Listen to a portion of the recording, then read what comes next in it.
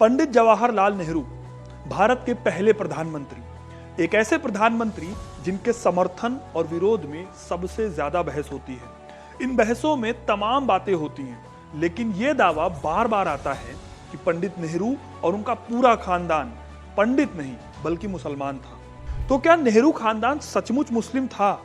अगर सचमुच वो कश्मीरी पंडित थे तो नेहरू नाम के दूसरे कश्मीरी पंडित क्यों नहीं मिलते? इनमें से अगर एक भी सवाल आप तक पहुंचा है तो ये वीडियो एंड तक देखिएगा। आज मैं आपको नेहरू खानदान का पूरा हिसाब किताब बताने वाला हूं। तो कहानी को शुरू करने से पहले एक बार आपको याद दिला देता हूं कि पंडित नेहरू के बारे में कहा क्या क्या जाता है। उनके बारे में कहा जाता है कि पंडित नेहरू के दादाजी बहादुर शाह जफर के दरबार में काम करते थे और इनका नाम गयासुद्दीन गाजी था।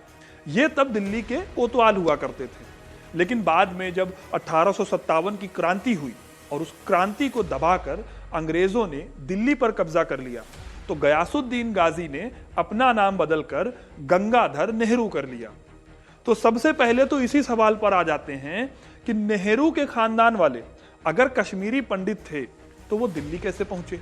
तो देखिए, मुगल बादशाह बहादुर शाह जफर से भी पहले मुगल सत्ता फर्रुखसियार के हाथ में हुआ करती थी। उस दौर में कश्मीर से कई लोग मुगल दरबार में काम की तलाश में आए थे, क्योंकि कश्मीर में नौकरियां कम थी। इन्हीं लोगों में से एक थे राजनारायण कौल। राजनारायण कौल कश्मीरी पंडित थे। वो भी 1716 में बाकी कश्मीरी पंडितों की तरह ही दिल्ली आए थे। उन्हें बादशाह ने चांदनी चौक के पास एक हवेली दे दी और उसके साथ ही एक जागीर भी दी, जिससे कि उनकी इनकम हुआ करती थी। अब यहीं पर एक और बात आपको बताता हूं। ये जो सारे पंडित थे, ये कश्मीरी पंडित पहले नहीं कहे जाते थे, बल्कि जो भी कश्मीरी पहले मुगल दरबार में आता था, फिर चाहे वो मुसलमान हो या फिर हिंदू हो, सबको ही खोजा कहा जाता था। अब कश्मीरी पंडितों को लगा कि इस खोजा शब्द से उनकी पहचान खत्म हो रही है, क्योंकि ये पंडित दिल्ली और जो नॉर्थ इंडिया के बाकी पंडित होते थे उनसे बहुत अलग थे। इनके यहाँ पर नॉनवेज खाना बहुत आम बात थी, जबकि यूपी और दिल्ली के जो पंडित थे वहां नॉनवेज किसी पाप से कम नहीं था। अब इससे खोजा पंडितों को बहुत दिक्कतें आती थी। इसीलिए शाह आलम के दरबार में खोजा लोगों ने खुद को कश्मीरी पंडित कहने की बात रखी और इस तरह से ये लोग खोजा ग्रुप से निकलकर कश्मीरी पंडित कहलाए। तो कई लोग खोजा को लेकर भी ये अंदाजा लगाते हैं कि इस वर्ड की वजह से कि नेहरू का खानदान मुसलमान हुआ करता था। खैर, हम अपनी कहानी पर वापस लौटते हैं। दिल्ली की इसी हवेली में रहते हुए राजनारायण कौल नेहरू भी बन गए। असल में कहा जाता है कि उनकी जो चांदनी चौक वाली हवेली थी वहां पर एक नहर हुआ करती थी और इसी नहर की वजह से राजनारायण कौल के नाम में नेहरू टाइटल भी लग गया। इतिहासकार बी.आर. नंदा ने अपनी किताब द नेहरूज और खुद जवाहरलाल नेहरू ने भी यही बात लिखी है, लेकिन कश्मीर के फेमस हिस्टोरियन मोहम्मद यूसुफ टैंक का इससे कुछ अलग मानना है। उनका कहना है कि नेहरू नाम उन्हें कश्मीर में नौरू गांव से मिला होगा। तो राजनारायण का परिवार अपने नाम के आगे कौल और नेहरू दोनों सरनेम दिल्ली में इस्तेमाल करने लगा था। अब राजनारायण के दिन दिल्ली में अच्छे बीत रहे थे, लेकिन ऐसा ज्यादा दिनों तक नहीं रहा। वजह थी कि जिन फर्रुखसियार ने उन्हें जागीर सौंपी थी उनकी हत्या हो गई। अब जाहिर सी बात है कि नए राजाओं की तरफ से उनकी जागीर पर दिक्कतें आने लगी। बी.आर. नंदा कहते हैं कि जैसे जैसे मुगलों की बादशाहत फीकी पड़ रही थी, वैसे वैसे राजकौल को मिली जागीर भी घटती चली गई। इस परिवार में मुगलों की इस जमींदारी का फायदा पाने वाले सिर्फ दो लोग थे लास्ट में, राजनारायण कौल के पोते मौसाराम कौल और साहेब राम कौल। अब तक नेहरू परिवार की सिचुएशन बदल चुकी थी। मौसाराम कौल ने अपने बेटों को पढ़ाने पर जोर दिया। इनके बेटे लक्ष्मी नारायण कौल नेहरू ने पढ़ाई पर खूब ध्यान दिया और आगे चलकर वो मुगल दरबार में ईस्ट इंडिया कंपनी के वकील बने। और आपको बता दूं कि वो दिल्ली में ईस्ट इंडिया कंपनी के पहले वकील थे। नेहरू खानदान के ठाट बाट वाले दिन फिर से वापस आ गए थे। इन्हीं लक्ष्मी नारायण कौल के बेटे थे गंगाधर नेहरू। 1857 के गदर के समय वो दिल्ली के कोतवाल थे। और एक इंटरेस्टिंग बात अभी और बताता हूं आपको। दिल्ली पुलिस की वेबसाइट के हिस्ट्री सेक्शन में अगर आप जाओगे तो आपको गंगाधर नेहरू का नाम मिल जाएगा। असल में जब ये कोतवाल बने थे तब दिल्ली में 1857 का विद्रोह शुरू हो गया था।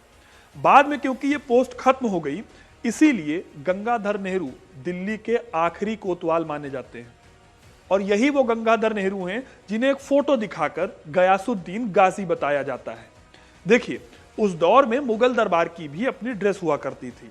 आप किसी भी धर्म के हों, आपको ये ड्रेस पहननी पड़ती थी। अब गंगाधर ठहरे दिल्ली के कोतवाल, तो उन्हें भी अपनी ड्रेस पहननी पड़ती थी। और उन्हीं में से एक ये वाली तस्वीर है जिसमें कहा जाता है कि वो गंगाधर नेहरू नहीं बल्कि गयासुद्दीन गाजी थे। खैर, इस समय तक कौल नेहरू परिवार को दिल्ली में बसे लगभग 1.5 सदी का वक्त बीत चुका था। लेकिन जब 1857 का विद्रोह हुआ तो उनके पास दिल्ली में कुछ नहीं रह गया था। मुगलों की सत्ता खत्म हो गई थी और अंग्रेजों ने दिल्ली पर कब्जा कर लिया था। इसलिए गंगाधर ने अपनी पत्नी और 2 बेटों वंशीधर कौल और नंदलाल कौल और 2 बेटियों के साथ आगरा चले आए। तो नेहरू परिवार कश्मीर से चलकर पहले दिल्ली पहुंचा और फिर पहुंच गया आगरा। आगरा में गंगाधर को एक और बेटा हुआ जिनका नाम था मोतीलाल नेहरू। लेकिन 1861 में गंगाधर नेहरू की मृत्यु हो गई। परिवार की पूरी जिम्मेदारी वंशीधर कौल और नंदलाल जी के ऊपर आ गई। वंशीधर ने पढ़ाई लिखाई करके आगरा में ही सदर दीवानी की नौकरी करनी शुरू कर दी। वो प्रमोशन पाते गए, मेहनत करते गए और आगे चलकर सबऑर्डिनेट जज भी बन गए। वहीं नंदलाल जी ने टीचर की नौकरी शुरू की। मोतीलाल बहुत छोटे थे, इसलिए नंदलाल के साथ रहकर ही वो पढ़ाई कर रहे थे। नंदलाल जी ने भी तरक्की की। वो एक राजा के यहाँ पर सेक्रेटरी लग गए। लेकिन बाद में राजा की मौत हुई तो उन्होंने सेक्रेटरी की नौकरी छोड़ दी और उन्होंने भी वकालत की राह पकड़ ली। उन्होंने कानपुर और इलाहाबाद में वकालत शुरू कर दी। नंदलाल जी का असर मोतीलाल पर भी हुआ। पहले उनका एडमिशन इलाहाबाद के मुनीर सेंट्रल कॉलेज में हुआ। फिर उन्होंने वकालत की पढ़ाई करने का फैसला किया। इसके लिए उनको कैम्ब्रिज भेजा गया। वापस आने के बाद दोनों भाई नंदलाल और मोतीलाल साथ में वकालत करने लगे। इस बीच मोतीलाल की एक शादी भी हो चुकी थी, लेकिन उनकी पत्नी की मौत हो गई थी। बाद में उनकी शादी स्वरूप रानी से हुई और 14 नवंबर 1989 को स्वरूप ने जवाहर नाम के बच्चे को जन्म दिया। अभी एक सवाल का जवाब बाकी है कि जब ये सारी चीजें आगरा में हो रही थी तो इलाहाबाद क्यों? तो हुआ ये कि मोतीलाल तरक्की करना चाहते थे और आगरा में तरक्की की उतनी चांसेस नहीं थे, इसीलिए वो इलाहाबाद आए। यहाँ पर हाई कोर्ट थी और भाई नंदलाल पहले से ही यहाँ जमे हुए थे। वो दीवानी वकील थे। जमींदारों और तालुकदारों के वो खूब केस लड़ते थे और इससे उन्हें खूब मोटा पैसा मिलता था। शुरुआत में वो इलाहाबाद में 9 एल्गिन रोड पर रहे, लेकिन सन 1900 में उन्होंने एक चर्च रोड पर एक महल जैसा घर खरीदा।